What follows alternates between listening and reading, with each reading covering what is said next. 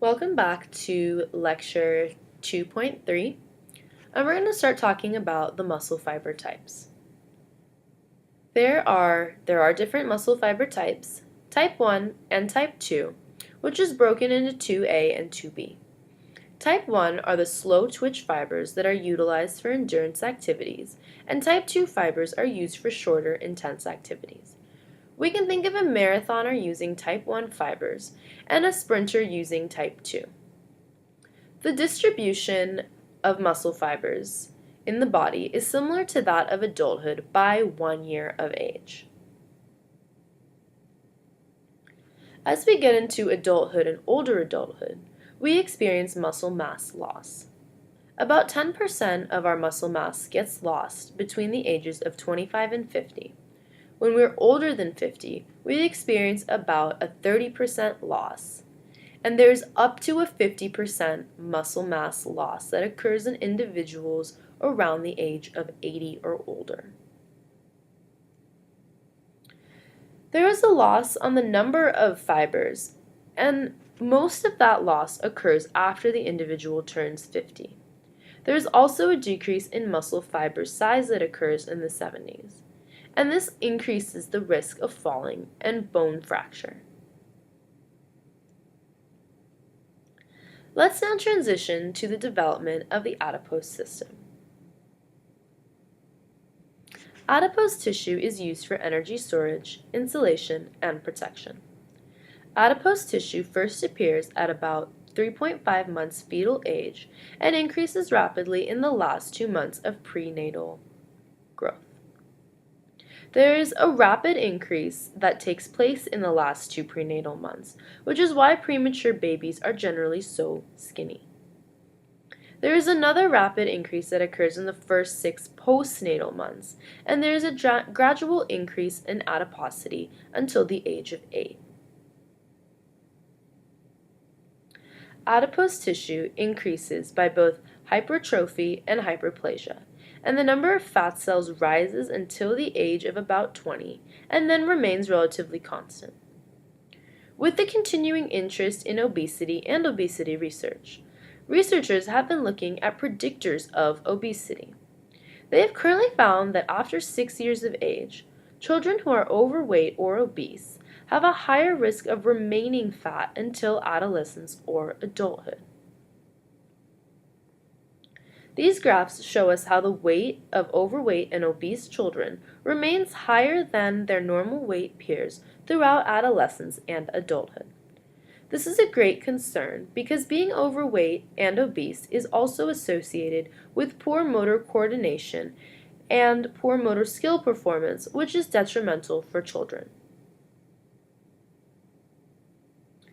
In adulthood and older adulthood, women have a higher percent body fat than men and tend to gain more weight than men between the ages of 20 and 50.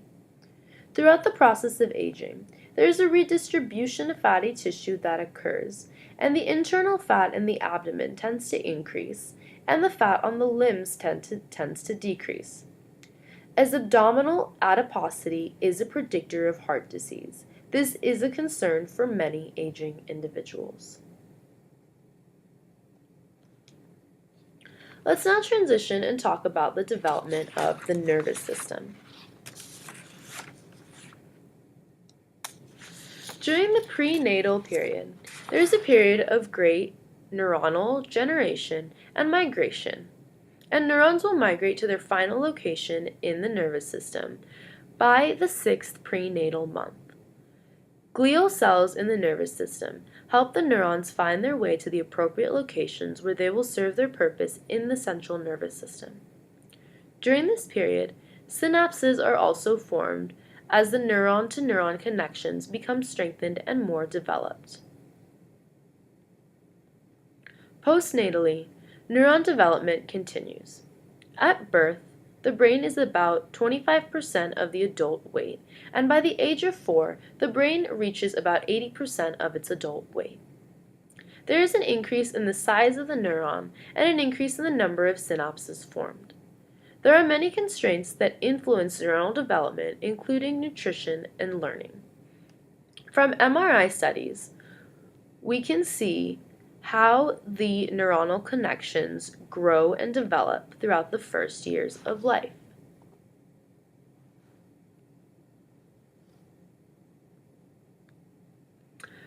Researchers have found that these MRI studies use the lose it or use it concept, and that concept exists in neuronal development.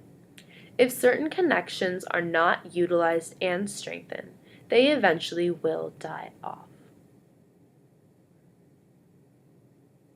Another process that takes place is that of myelination. A fatty sheath is created around the axon of the neuron by the glial cells. The axon transmits the signal from one neuron to another, and the process of myelination allows for faster information transmission and allows for more complex brain processes to occur. These images show us how the process of myelination occurs in the human brain. The myelination is indicated by the increased amount of white area in the brain, and we can see by 2 years there is far more myelination in the adult brain.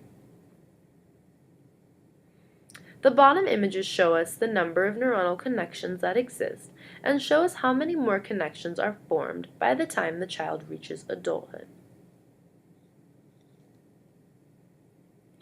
A region that is critical in the development of complex thought processes and higher order functioning is the prefrontal cortex.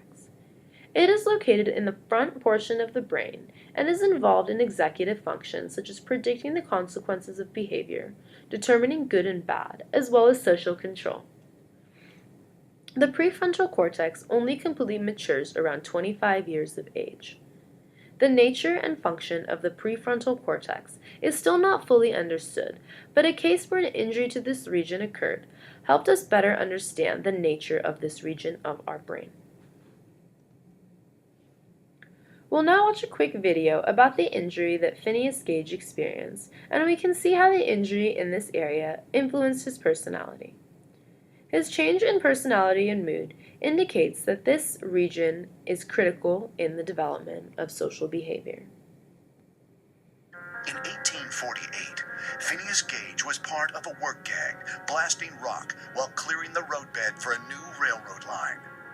On September 13th of that year, Phineas's life would be changed forever by one simple spark. He was tamping down an explosive charge with an iron rod when the gunpowder ignited early, and a 3-foot iron rod was blown clear through Phineas's skull. Miraculously, Phineas survived. His body, it seemed, had made a complete recovery. His spirit, on the other hand,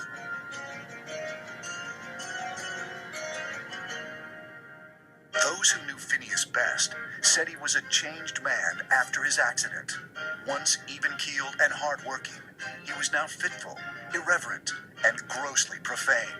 But would it surprise you to learn that Phineas, after a long night of drinking, once identified himself to a fellow inebriate as Cyrus Ames? Who, you ask, was Cyrus Ames? Cyrus Ames was a notorious gunfighter and card cheat. For a time, he was employed by the railroads to shoot any Indians who attempted to interfere with the construction.